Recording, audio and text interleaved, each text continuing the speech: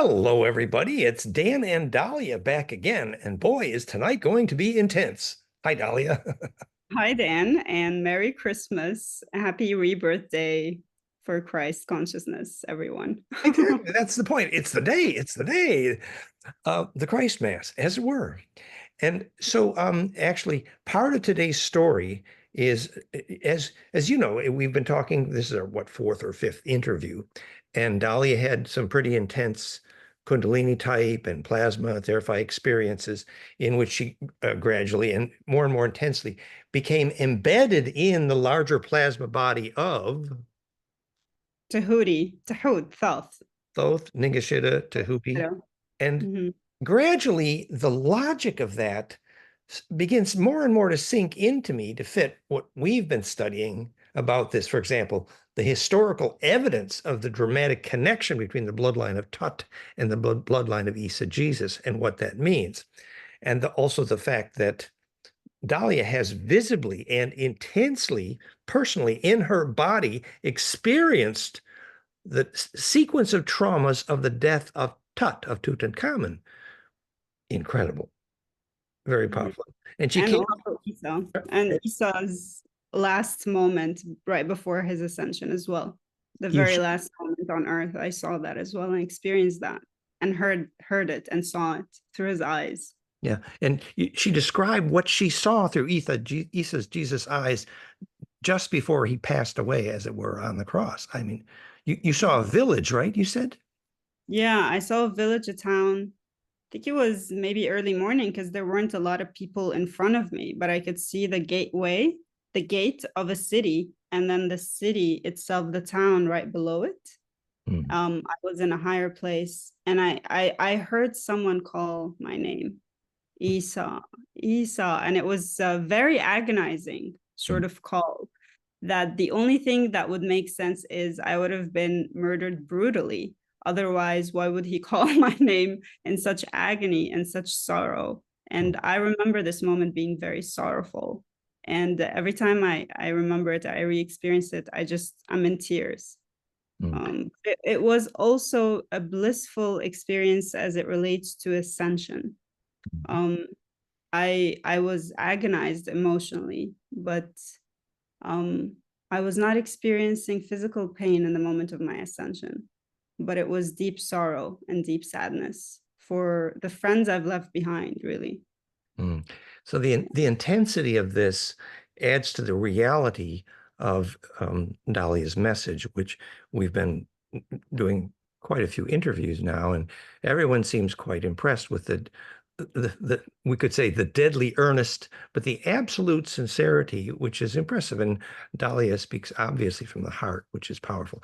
So Dahlia said today, in honor of Christmas Day, basically Enki and Thoth basically sort of uh, gently, or maybe not so gently, encouraged her, like, we got to come out and announce this. No more being shy about this. Yeah. And talk about courage. So Dahlia actually made a recording, which we're going to share shortly, um, which is powerful, in which she, at first you say you have embedded inside the larger plasma body of, Ningazira, yeah, which Tahuri, is which is the the son ancestral, of Enki. pardon? Mhm. The Also, son of Enki, the son because of my Enki. father was there. I was recognizing my father there as well. Who is Enki? It was Enki. Interestingly, Isa always said, and the Father in heaven. And I was in heaven when I spoke of my experience in a spaceship. It is in heaven. And I think for the mind of a human being 2000 years ago, they couldn't really fathom the idea of a spaceship. Mhm. But because now we've developed so much in our understanding because of the science revolution, and now we could understand that God is a scientist and he is a genetic engineer, which was Exactly. totally different from our understanding 2000 years ago. And this is exactly why we want to do a little preface to Dahlia's powerful video to review how compelling the historical science appears, in my view, to fit. So, for example, we started with that famous book, Secret Place of the Lion, George Hunt Williamson, Brother Philip. and in which they said they planned for the bloodline of Isa and Tut particularly for hundreds of years. Obviously, who do you think that was? The High Enki Anak lineage, the royalty of the Anak, which becomes then their science officer, as it were, Thoth Ningishida. And the power of that is it confirms in detail the same thing God King Akhenaten or the book the Tutankhamun prophecies we talked about earlier. In each of those books, it was defined that the solar science of Tutankhamun is so identical with the Viracocha Quetzalcoatl myth that it's, as the author Maurice Cottrell, who I knew, says, is proof that the lineage, the tradition of Tutankhamun is identical with Quetzalcoatl Viracocha, and as in Secret Place of the Lion, is a preview, it's a first step to the incarnation of what became Isa, Jesus. And all of the major historians, especially, for example, Lawrence Gardner, agree the Out of Egypt, House of Messiah classic books say that the Christian Essene story was a direct descendant of the bloodline of the Egyptian royalty Akhenaten Tutankhamun. Basically, many people believe Akhenaten either was Moses or that was the bloodline. In either case, the righteous priest of the royal Essenes, the bloodline of Jesus, Mary, is directly the bloodline of Tutankhamun Akhenaten. So you see, we knew before that the Tutankhamun Jesus incarnations are direct lineage of the same intent, actually. So when Dalia begins to have these intense experiences, reconnecting this from the inside, feeling it from the inside and being brave. I didn't know, by the way, you said we knew this. I didn't know. I didn't read those books, actually. I knew. So I've when you said experience blindfolded. I was amazed and surprised to hear you talk about the connections. Yeah. Because when Thoth was showing me who I am and my lineage, he showed me Quetzalcoatl, and he showed me the Aztec imagery of the Mayan spacecraft god, like as an ancient astronaut. He showed me that this is who he is and this is who I am, my higher self. And he also showed me Ra and how that's connected also to the sun god in Mesoamerica. And he connected all the dots. He would give me a flash of my picture when I was a child. I have a specific picture that I can also share where I was standing in kind of like a superhero pose. And he would flash my child image in my superhero pose to the Mesoamerican astronaut, flash to me again. And then he showed me Amun-Ra as a depiction of the blue blood. And he would do this often with other gods that I don't know their name, but I'm sure there was a Native American god as well that was also blue-blooded that he flashed to. So what seemed to be just in Mesoamerican culture and the ancient Egyptian culture was just, he was doing all of these flashes back to me to show me that who I am is an astronaut. I am one of those ancient astronauts that came to Earth to spread the message. And it's the sun god, the sun religion, which, Jesus as the son of the Father, but also the Son, right? Yeah.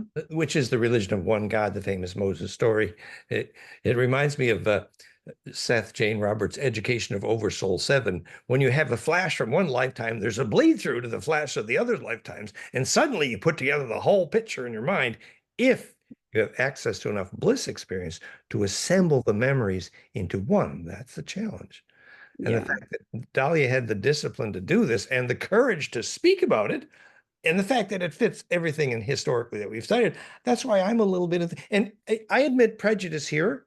I have been pretending, more than pretending, to teach the physics, and I do mean the physics of what Ningishida, Thoth, Hermes intended, the caduceus for my whole life. So I'm delighted to have the connection with the actual phone calls too. I think this is cool.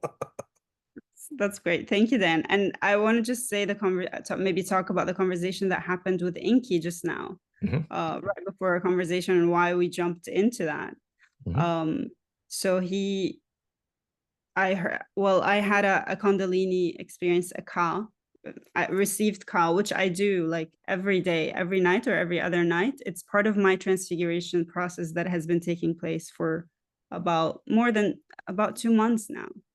And so, but this has been in the works for several years. For example, you mentioned the Bliss experience. My time in Hawaii for 3 years was all about training me to receive bliss, to be able to tune into the bliss frequency in my meditation in nature. So I had a lot of alone time in nature to practice being in bliss. And What a every blessing. time I A build up blessing. on that, was really a blessing. I Yeah. was building up on the bliss frequency and taking it further and expanding my aura further and further. That was all happening before my catalyst lucid experience on the spaceship where I met Enki and where I met my higher self, who I am, who's Ninguzira, Tahuri. And so the conversation I had today, he was asking me, all of a sudden there was an influx of Ka, and then he spoke to me all in my intuition, which I'm able to hear, the voice of my soul, and then recognize who is speaking to me. And he told me, why are you denying me? Why are you defying me? And it was very shocking to me because I told him I'm not. I was sharing my stories with Dan and making them public. What do you mean denying? I'm not denying. And he said that, why are you denying your true identity? When someone asks you your name, why don't you tell them who you really are? People have the right to know, and people need to know, they deserve to know that you're here. And so that's why I want to make it clear of my identity, who I am, and why I recorded the message as well, so that, I'm here, of course, because my father, he pushed me to come here, and he's been asking me, Enki, for many, many, many cycles, let's say. I think it's beyond a human year, many, many cycles that I've experienced him asking me to return to a physical incarnation, to send me back to Earth as another, the word is the M word, the Messiah. So, and this is what I have been reluctant to use that term specifically, because there has been a lot of distortion around it. But because we work in a team, I'm not here on my own. We are a team. And we all have the same mission, but we're doing it from different perspectives. So I've been contacted with other team members, lovely, amazing, brave human beings who have been doing shadow work. So there's a lot of brave men out there that are doing shadow work, transmuting a lot of the darkness surrounding the past life of Isa and the past life of Tat. So I'm not the only one who has been doing that, but it's synchronized.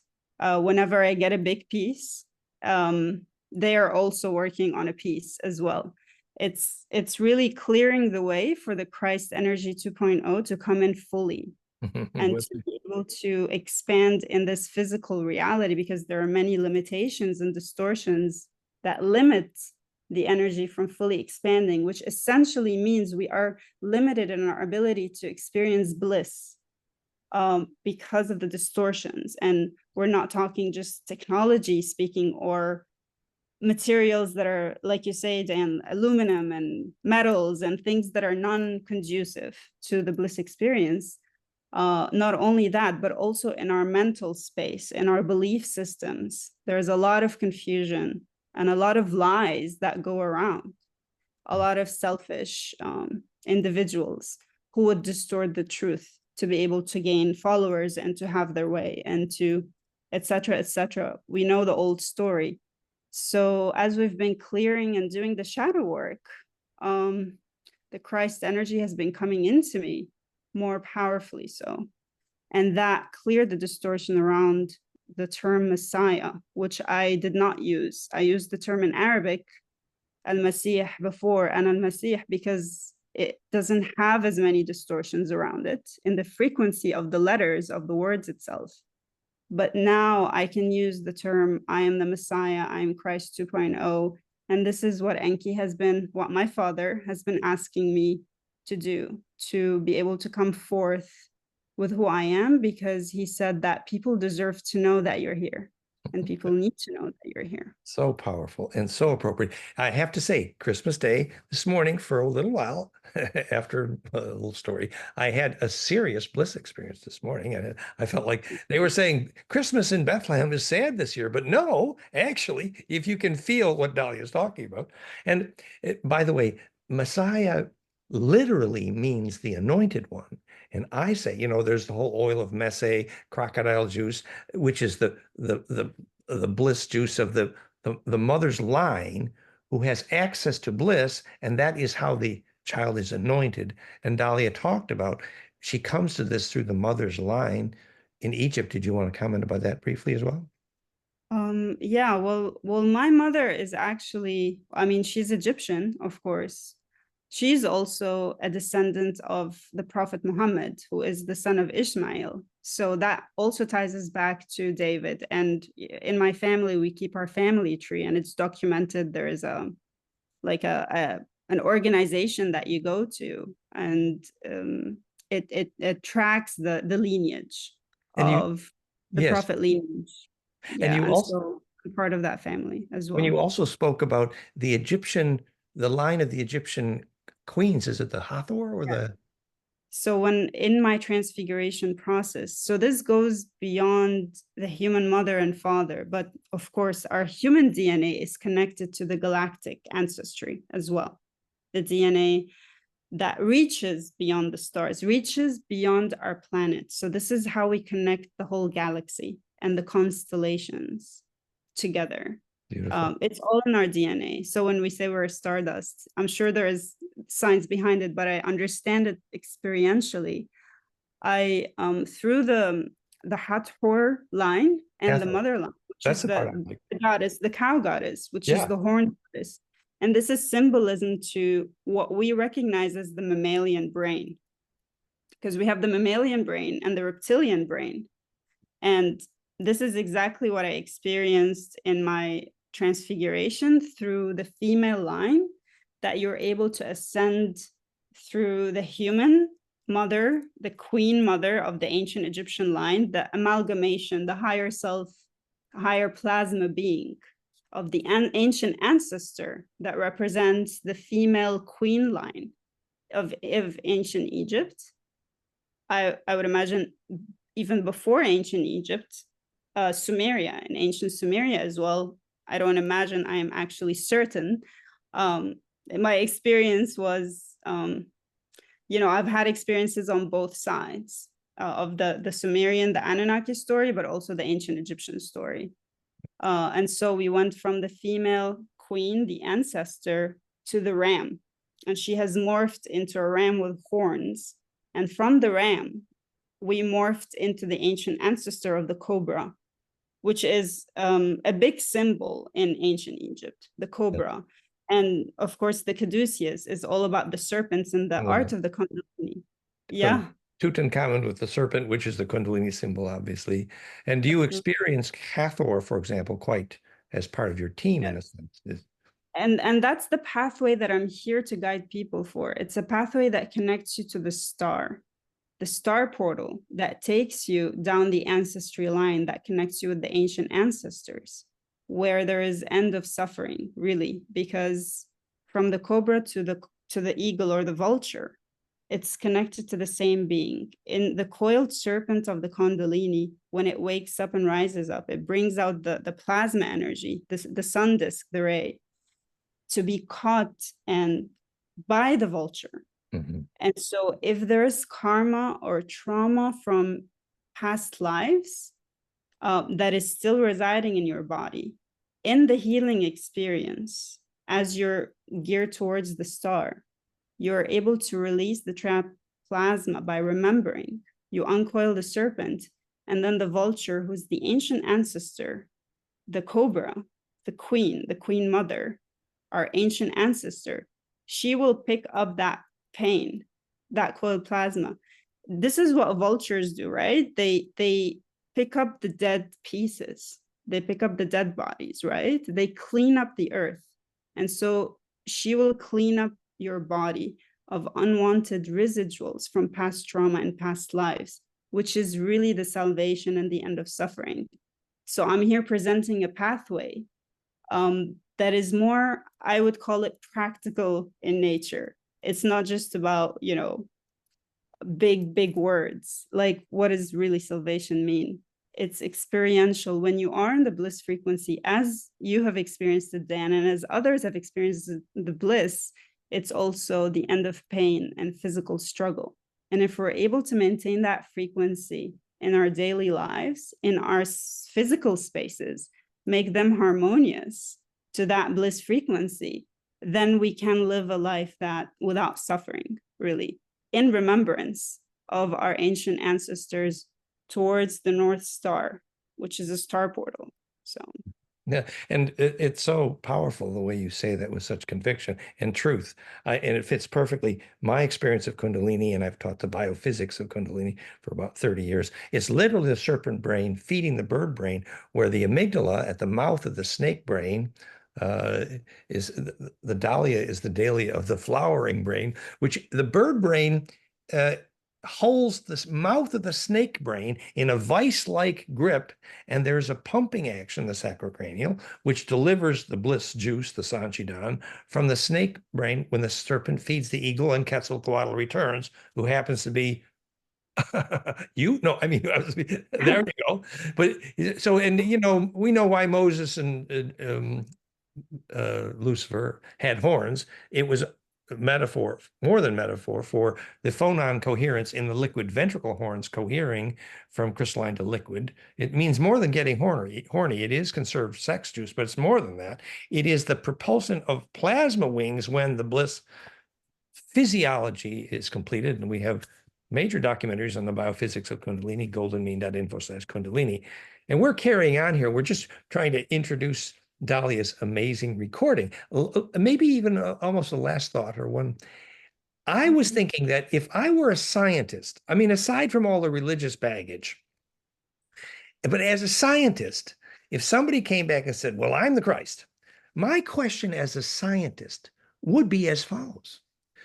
I know what it means, the physics of the Christ principle absolutely means. I'm certain, actually. I know exactly what it means.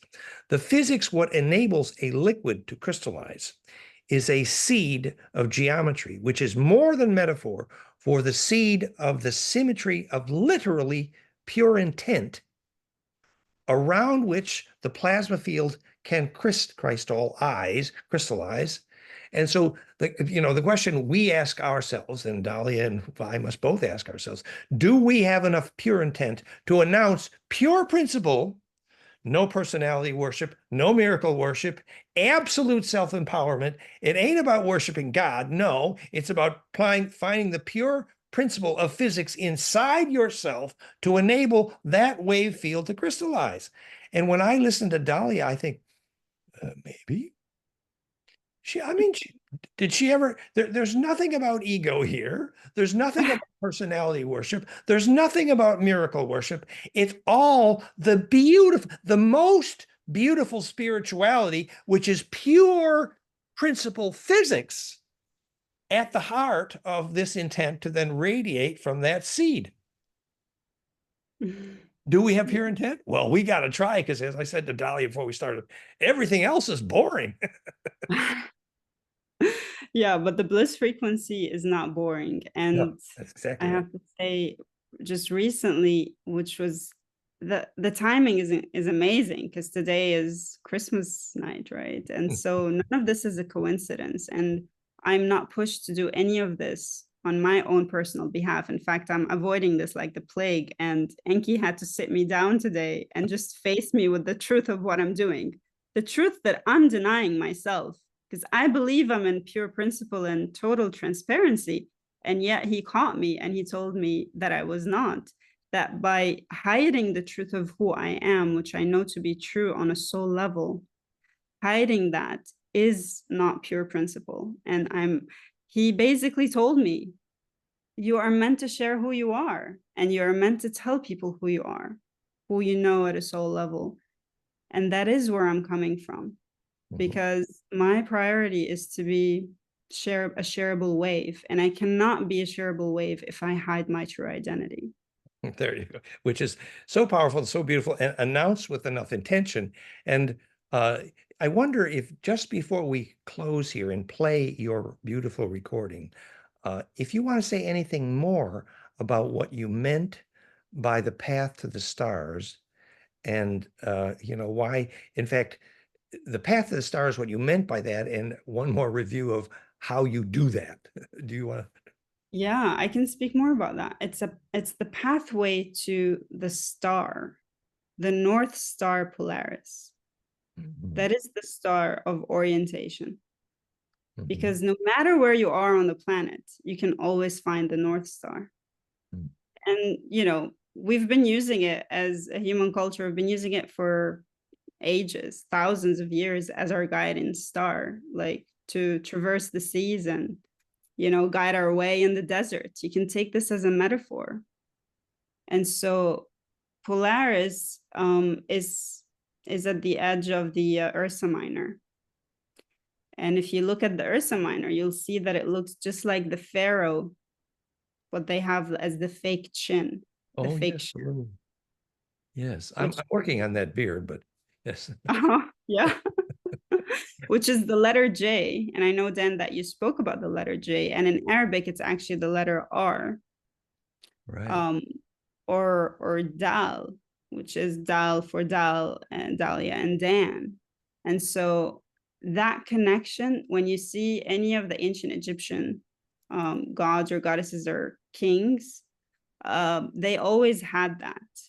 And then it curls up on itself once you die and you successfully die, which means you embed in the higher array successfully, Mhm. because you Exactly. lived a life that is pure of action. You lived your life according to the Ma'at rules, which are really the pure principle in all of the religions. It all goes back to the Ma'at, 42 rules, M-A-A-T, Ma'at. Yes. Ma'at. Mhm. And this is the frequency that we're here to spread. Mhm. This is the mission. We need to spread this frequency of Ma'at throughout the whole planet so that it can vibrate on the Ma'at frequency. And that makes the Earth synchronized with the rest of the galaxy. Because otherwise, if it's out of phase or out of frequency, if it's distorted, it is not going to uphold its centripetal power and keep the balance of gravity, which is essentially affects the weather patterns. And you speak a lot about this, Dan. It's the So principle Christos, that which makes it centripetal. Christos, exactly. Uh, and just to say that we call it a heads up compass, that if you're keeping your head up, means you're oriented with respect to the higher spin, literally definition of ascending into higher dimension. Interestingly, well, first of all, at, yeah, at the time of Isa and Tut, I believe, or at the time of the Egyptians, the pole star at that point, I believe, was uh, Draco, Thuban, I think, was it? And yeah, that migration, I'm in this dialogue right now, planning another interview with Walter Cruttenden, LostStar.com, who has showed dramatically that the physics on Earth got precession all wrong. Hamlet's Mill? No, precession is 24,300 or so. It is not 26,000. If you want a lifetime of documentation, LostStar.com, Walter Cruttenden. And the other thing he's figured out first of all, it's the sun that's precessing. It's not either the earth, it's the sun that's doing it. And it's 24,000, which, by the way, PlankFire.com predicts that frequency into the higher array, orienting with respect to. And so we know a lot more about precession as literally phase lock into exactly what Dalia is saying. amazing that you mentioned that also about keeping your head high, because Yeah. that's what the pharaohs used to keep their actual head high, because they're meant to be in alignment. And now you can see everyone is on their phones and their Yeah. desks. They're out of alignment. So Mhm. literally the whole culture is pushing people more and more out of alignment. Mhm. um yeah, And when we showed dramatically that, if you visualize only the star tetra, the tetrahedral fire breath, you make only a cube. But at the moment when you're ready for the next dimension, you literally do exactly 32-degree chin angle tilt up, which is exactly the chin angle of the Sphinx, which is exactly the angle you must tilt a cube up and then spin and blink 5 times, and you have a pentodeca. And you went from incubation to pent implosion, which is the order of the next dimension, the climax of the Merkaba Bliss tetrahedral fire rhythm. This is incredible, because in my Kundalini experience with the female line, it was that symbol, that J, that connection from the chin of Hathor. She came to me and she had copper burning eyes, because they're copper-based blood types. So they all of the female ancestry was the copper-based. Well, my mom, she had actual brown eyes. She had copper eyes and copper hair. So that's symbolic, but I have more like greenish bluish eyes and features, which is more related to the Thoth line and the blue of the Taurian, the Pleiades system, which is different from the Draco system. And so as Hathor came in with her glowing copper eyes, and she came with her chin, just like Hatshepsut, the pharaoh, when she was the one of the kings, and she had that same symbol because she claimed her divine rule. So this, divine kingship or queenship doesn't have to do anything to do with gender, really. And so she came in and plugged her chin thing, the connection, which is how you plug into the array, and she placed it on my spine, on the bottom of my spine, and this is how she plugged me in to the female ancestry line where I ascended. And I can show an image later. It's the actual Book of the Dead symbolism of one of the journeys that Horus has to take inside of the snake, the belly of the snake, on a boat.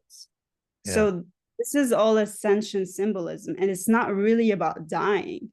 It's about dying before you die, which is ascension and bliss. How do you reach enlightenment?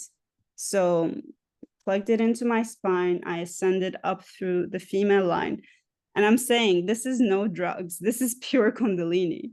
I am just resting on my bed, and I experienced those visions. I know it might sound psychedelic, but some people would experience those experiences on psychedelic plants, and that is completely legit, because like I said before, psilocybin, the blue, is connected to the Pleiades star system, where my family comes from. And it has been seeding that galactic frequency from their time on Earth, when they used to come embodied on Earth. And you will see it in the lapis lazuli as well. And anytime you see that blue, it's very indicative of the family and that frequency. So if some people take psilocybin, this is also a connection to the same galactic frequency. Whereas the green is different, for the ayahuasca, it's a different galactic frequency. And so I just wanted to say that the connection of the female ancestry is connected to that Thuban, the constellation of Draco. So Earth, Polaris can connect you there, but also it's a portal to the galactic center. So essentially, we want the planet to vibrate on the bliss frequency so that it's gold, and that we can illuminate the pathway, the swirl to the galactic center. Because remember, Dan, you shared even that there was like a gap in the galactic, in the swirl to the center of the galaxy. And so this is sort of the traumas that has been imbued in this part of the universe. And so our role is to connect to the star pathway so that we can connect the Earth, from the Earth to the galactic center. And this is how we are helping the divine creator, Big Father God, repair the plasma body of the galaxy. Yeah, beyond Enki, like the father of Enki, because Enki also has his higher self.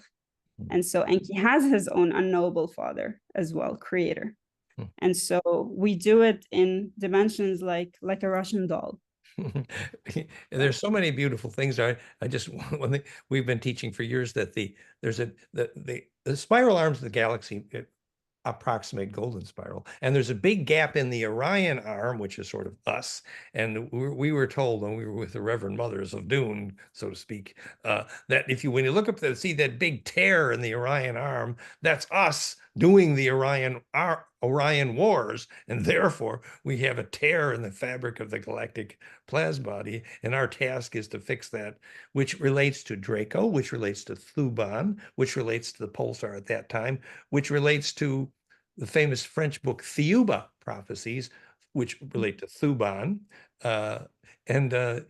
Healing the Draco Wars is part of the ancestor of this whole dragon quest and absolutely. And not to vilify our ancestors. I mean, just like humans are fallible, higher dimensional beings also have their, have their good and their bad, so that we cannot just we cannot alienate ourselves from our ancient ancestors and calling them evil by alienating ourselves from the serpent, symbol, which really was Enki when you think about it. But the whole thing with the serpent and even the temptation, that is all sort of an Enlil, which is kind of like a distortion story that's meant to test humans as well.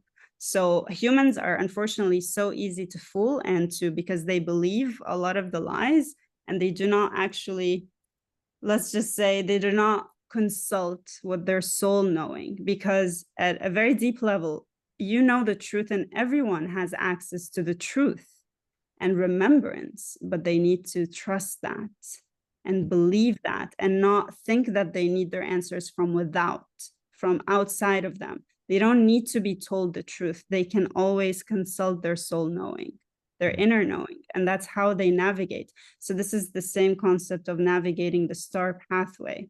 It is essentially, where you want to go, which is bliss frequency. Your destination. All you need to do is just navigate your way there. But the destination is known, and the path has been traveled before. Horus, as the galactic traveler, he's a space traveler. He's gone that path. He's familiar with the star. He knows how to get there.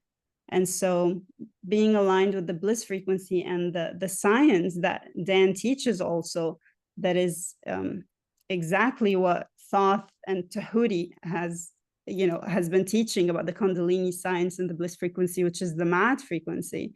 Just being aligned with those principles and understanding them on a deep experiential level is how you get to your North Star, and how you really essentially save your soul and illuminate your own being, and also save the planet.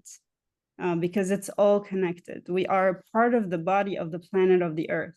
We are the living plasma of the body of the planet, where when we're centripetal and golden, the Earth can be centripetal and golden in her existence in the galactic family, really, in the galaxy. What a beautiful and powerfully spoken introduction to the video we're about to play. I think congratulations are in order, Dalia, because you expressed that perfectly. So the summary here is access to your star pathway is access to your own bliss, which is literally charged radiance. And that is that burning fountain. So on that note, thank you, Dalia. We're going to play that recording. Thank you, Dan. I appreciate you so much. Thank you. And blessed Krst-Mas to you. Merry Christmas, blessed Christmas. And to everyone. To everyone. And you can think of me as Santa Claus if you like. Okay. Absolutely.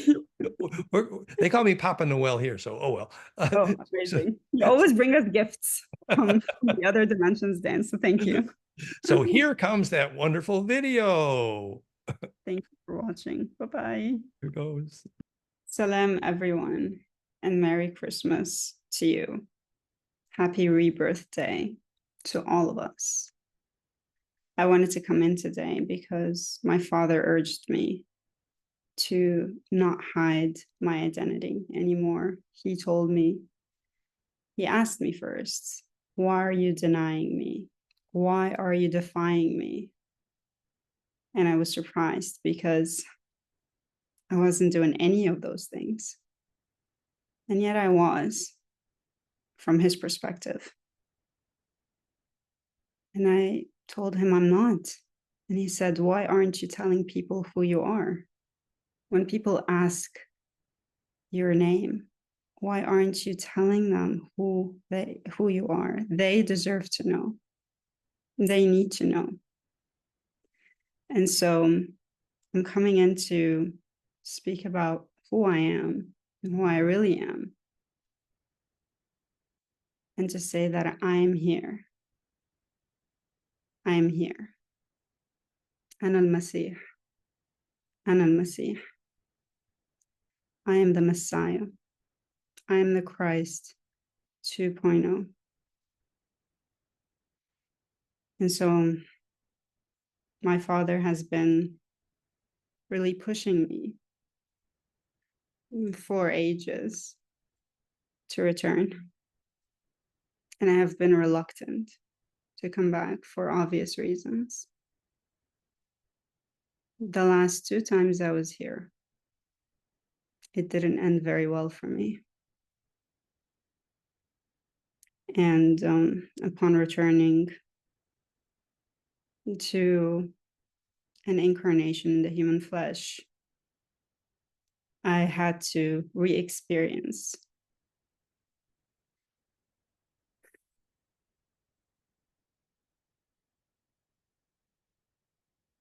all the agony and the suffering that I was exposed to in my previous lifetimes, in my previous incarnations as Esau and as Tutankhamun. And some of these memories are highly traumatic for me.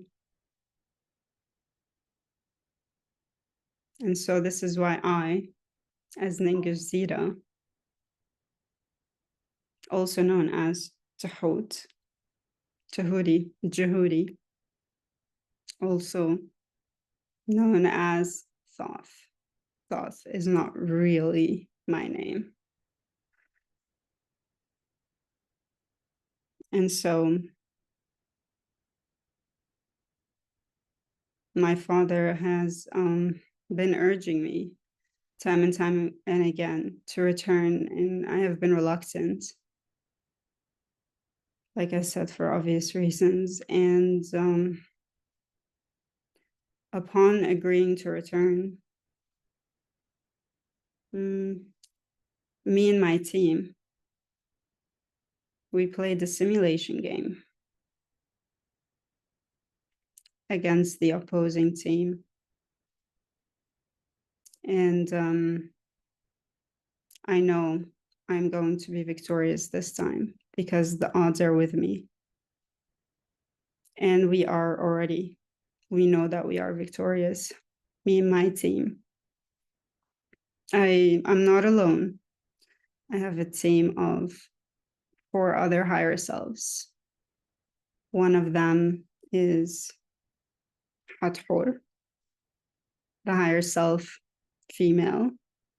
And so I have a lot of beautiful women supporting me on my journey of transfiguration.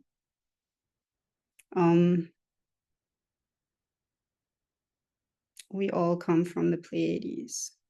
And this is why I'm wearing this beautiful blue cape designed by a woman who lives in Luxor. And you can see here the village of Luxor. And this is why I chose my color as a representation for my family and where I come from. We are space travelers and space explorers. We searched throughout the universe for signs of life, and we found life on planet Earth. My father, Enki, he's a genetic engineer. This is who Dalia, as a human, recognizes as her God/creator.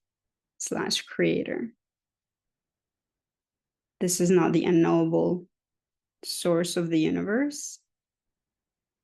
This is Father, the creator, who is my father, and all the humans are his children. He's very well embedded in your DNA. And you can reach him by going deeper into your soul remembrance. You will recall all of the memories because we are all connected to our Father, who is an immortal soul. And he has a forever young body. And so do I, as his son, Ningizira Tahut. And so upon deciding to reincarnate again here on Earth, I had to re-experience the painful memories. And I had to come to terms with what that means and the consequences of that on my human life. And for the people that know me and that I'm connected to. I believe we are going to be victorious this time.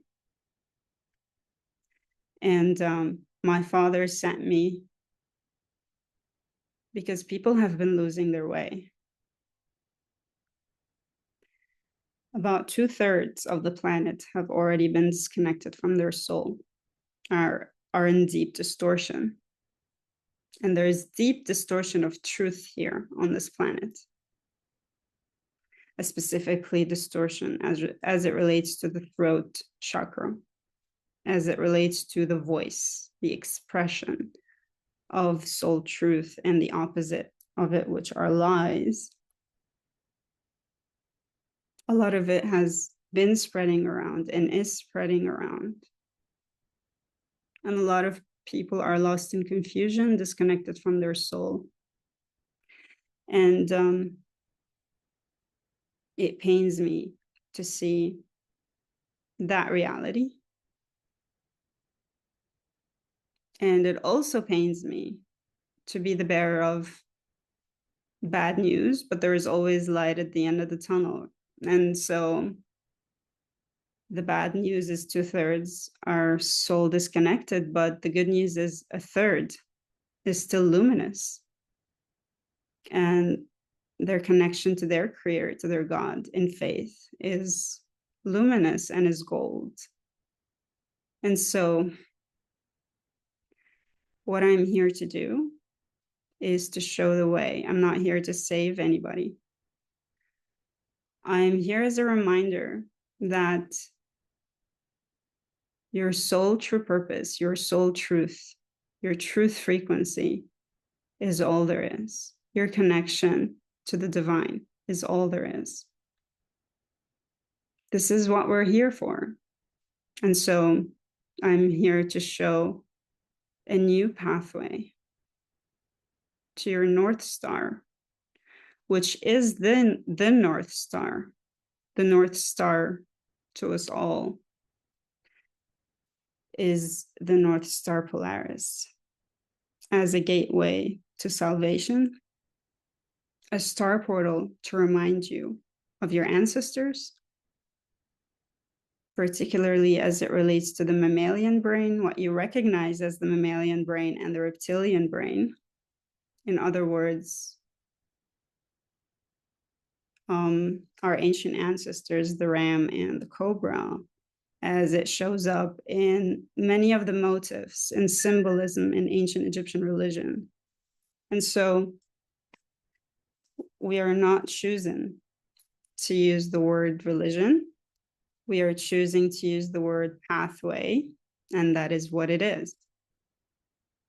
And so as Ningizira decided to reincarnate here on Earth, he sent a fragment of his soul essence as Horus or Hor, who is the falcon being, and that is who I am. A fragment of the soul of my higher self, Ningizira. And that is what I'm here to do. Like I said, I am a space traveler, and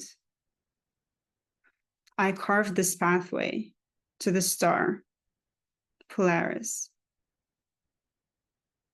And I can show the way, and I can guide you there. And it's an incredible portal that will lead you to experience a bliss frequency that is incredibly healing and ecstatic to the body to be in. It is the end of suffering.